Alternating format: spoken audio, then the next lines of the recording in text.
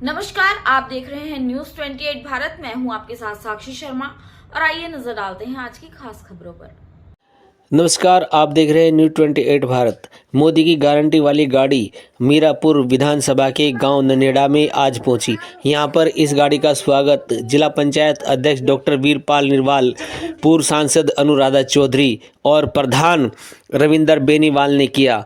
यहाँ पर वीरपाल निरवाल जी ने बताया कि मोदी की गारंटी वाली गाड़ी गांव-गांव पहुंचकर लोगों की समस्याओं का निस्तारण कर रही है। अनुराधा चौधरी ने भी यहाँ पर लोगों को बताया कि अपने बच्चों को शिक्षित करें, उन्हें आईएएस आईपीएस बनाएं और शिक्षा की ओर उनको लेकर जाएं। बहुत बढ़िया संचालन आपके बीच में करते हैं। हमारे जो सरकारी विभागों से आए हुए आज के नोडल अधिकारी भी हैं यहाँ पर, अमचोल यहाँ पर लगे हुए जो पूरी निष्ठा से काम कर रहे हैं, उन सबको संबोधित करते हुए दाईं ओर हमारे आयुष्मान, स्वास्थ्य विभाग, आंगनबाड़ी, ये सब बहनें यहाँ पर बैठी हुई हैं और बहन के मेरे भाई हैं, इन सबको धन्यवाद देते हुए और सामने बैठे हुए अति महत्वपूर्ण किसान भाइयों, माताएं, बहनों और जिनका आपने देश के रक्षा मंत्री श्री राजनाथ सिंह जी वहाँ पर गए थे और उनको वहाँ पर आर्य गौरव पुरस्कार से सम्मानित किया हुआ। इसलिए मैं चाहूँगा कि मेरे पास पूर्व प्रधान घनश्याम जी भी बैठे हुए कि देश की खुशहाली का रास्ता गांव के खेत और खलिहानों से होकर के गुजरता है। देश को विकास देना चाहते हो, विकसित बनाना चाहते हो, तो ये कृषि प्रधान देश है। किसानों को आगे लाओ, उनको राजनीति में लाओ, उनके बच्चों को आईएएस आईपीएस अधिकारी बनाओ। जब किसान खुश होगा तो स्वाभाविक है देश का विकास हो।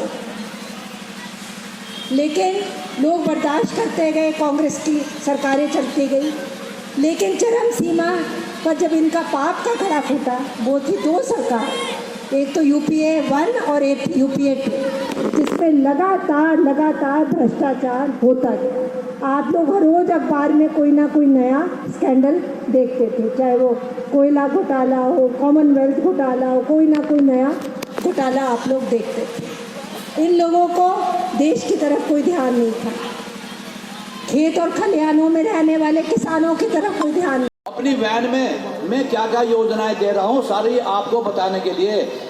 अगर आप कहेंगे साहब हमें सबका लाभ मिल रहा तो ठीक है, ये कहेगा मुझे नहीं मिल रहा, तो आप अपने यहाँ से शिकायत दर्ज करवाओ। समय पर उस शिकायत का एकदम आपका निस्तारण होगा। तो माननीय मोदी जी ने एक बहुत बड़ा कदम, पूरे देश का कोई गांव नहीं बचेगा 25 जनवरी तक ये कार्यक्रम चलना। तो बाकी बातें अभी वक्त आपके बीच में रखेंगे।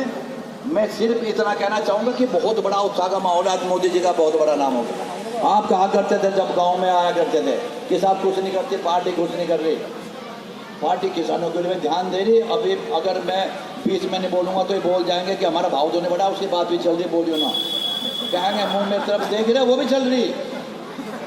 एक तो मेरा यहाँ पीएमसीडी स्कूल बन जा, करने का भाव 2-4 दिन में डिक्लेयर हो जा, और बाकी जो समस्याएं गरीब लोग बैठे हुए इन तक वो सारी सुविधाएं पहुँच जाए। जिसके घर गैस नहीं गई उनके घर गैस पहुँच जा, जिनको सुविधा मिलनी चाहिए वो सुविधा वहाँ तक पहुँच जाए। इस यात्रा का ये उद्देश्य है।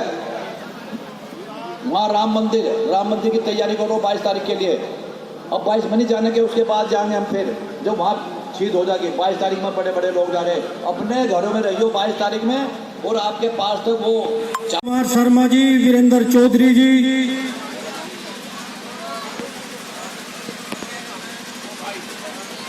एडीओ समाज कल्याण सुधीर बालियान जी, योगेश दत्त जी, घनश्याम प्रेमी जी, और इस कार्यक्रम का सफल संचालन कर रहे मास्टर आजाद वीर जी और यहाँ उपस्थित सभी ब्लॉक के अधिकारीगण, इस ननेड़ा गांव के सभी संभ्रांत जन, मातृशक्ति, प्यारे बच्चों, संकल्प यात्रा क्या है? विकसित भारत संकल्प यात्रा क्या है? विकसित भारत का मतलब है कि हमारा देश सर्वसंपन्न हो, किसी चीज की कमी ना हो। ऐसा विकसित देश बनाना चाहते हैं नरेंद्र मोदी जी। वो चाहते हैं कि जब मेरे देश को आज़ाद हुए 100 साल हुए होंगे तो मेरा देश भी विकसित देशों की अग्रिम पंक्ति में खड़ा होना चाहिए। इसी के विषय में उन्होंने बहुत जन कल्याणकारी अनेक योजनाएं चलाई हैं। मैं धन्यवाद करना चाहता हूं इन अधिकारियों का। लगभग 1.25 माह से इस कड़ाके की ठंड में आपके बीच उपस्थित हैं, इन योजनाओं का गुणगान कर रहे हैं, आपको जागरूक कर रहे हैं। विकसित देश कब होगा? जब अंतिम पायदान में खड़ा हुआ व्यक्ति जो गरीब है। चौधरी जी हमारे पूर्व में जिला महामंत्री रहे, जिला उपाध्यक्ष रहे, जिला पंचायत के सदस्य रहे। ऐसे अपने वरिष्ठ नेता आदरणीय नजर सिंह गुर्जर जी, जोगेंद्र गुर्जर जी बहुत ही वरिष्ठ नेता हैं हमारे भाई यहाँ के मंडल अध्यक्ष सतनाम बंजारा जी, बेड़ा सादात के मंडल अध्यक्ष भाई दिनेश सैनी जी, हमारे एडीओ पंचायत आदरणीय योगेश्वर दत्त त्यागी जी, एडीओ समाज कल्याण आदरणीय सुधीर बालियान जी, यहाँ के प्रधान जी, यहाँ के ग्राम सचिव भाई प्रेम सिंह जी। हमें तो ऐसा पता लग रहा कि शायद पूरा ब्लॉक ही आप पे है सचिव साहब, 4-5 गांव में आपको ही देख लिए, बड़ी अच्छी बात है। हमारे नोडल अधिकारी आदरणीय अमनवीर सिंह जी पीओ साहब, हमारे घनश्याम प्रेम जी सुंदर संचालन कर रहे आदरणीय BRC साहब, श्री आज़ाद वीर जी, सम्मानित मंच, सम्मानित बुजुर्गों और यहाँ हमारे गांव ननेड़ा के सम्मानित बुजुर्गों, नौजवान साथियों, मातृशक्ति, सभी अधिकारीगण, सभी कर्मचारीगण, मैं आप सभी का इस कार्यक्रम में हार्दिक अभिनंदन, हार्दिक स्वागत करता हूँ।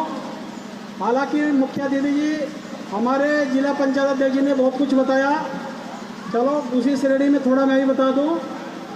आप सबने देखा होगा 2014 की सरकारों में हमारे जैसा ननेड़ा गांव है, इनमें 5 से 6 घंटे बिजली नहीं मिला करती थी। लेकिन आज की स्थिति बदली है, परिवेश बदला है। 2017 से जब से उत्तर प्रदेश के यशस्वी मुख्यमंत्री माननीय योगी जी बने हैं, तब से बदलाव आया है। आपके गांव का अगर ट्रांसफार्मर भी फूक जाता है, लाइन खराब होती है तो रात में ही ठीक होती है, और ट्रांसफार्मर की व्यवस्था कर दी। जैसे आप लोग 2014 से पहले गांव में चंदा इकट्ठा करके ट्रांसफार्मर को लाने की प्रक्रिया करते थे और तब भी एक महीना 1.5 महीना लगता था। अब ऐसा नहीं है। आपके गांव का अगर ट्रांसफार्मर फूकेगा तो 24 घंटे के अंदर विद्युत विभाग के कर्मचारी अधिकारी की जिम्मेदारी होगी, उनके ठेकेदार की जिम्मेदारी तय कर दी गई है कि 24 घंटे के अंदर आपका गांव का ट्रांसफार्मर हो, आपके जंगल का ट्रांसफार्मर हो, वो 24 घंटे में बदला जा रहा है। आयुष्मान एक योजना चलाई है माननीय प्रधानमंत्री जी ने, आयुष्मान कार्ड। इसमें 5 लाख तक का जो लोग अपने इलाज नहीं करा सकते हैं, गरीब पात्र लोगों को इलाज कराने तक का जो है सरकार आर्थिक मदद दे रही है, इसका लाभ उठाएं। वैसे यहाँ नजर सिंह जी हैं, क्योंकि इनके सम्मान में ज़्यादा बोलना भी ठीक नहीं है। बाकी योजनाएं क्योंकि इनका गुस्सा भी 2 दिन से हम पे जाए, ठंड ज़्यादा है ना, तो आज पूरा मौका है। और माननीय मुख्य अतिथि आदरणीय पूर्व मंत्री जी यहाँ उपस्थित हैं, तो मैं आप सबसे क्षमा चाहते हुए अपनी बात को समाप्त करूँगा। बहुत बहुत धन्यवाद, बहुत बहुत आभार। जय हिंद, जय भारत।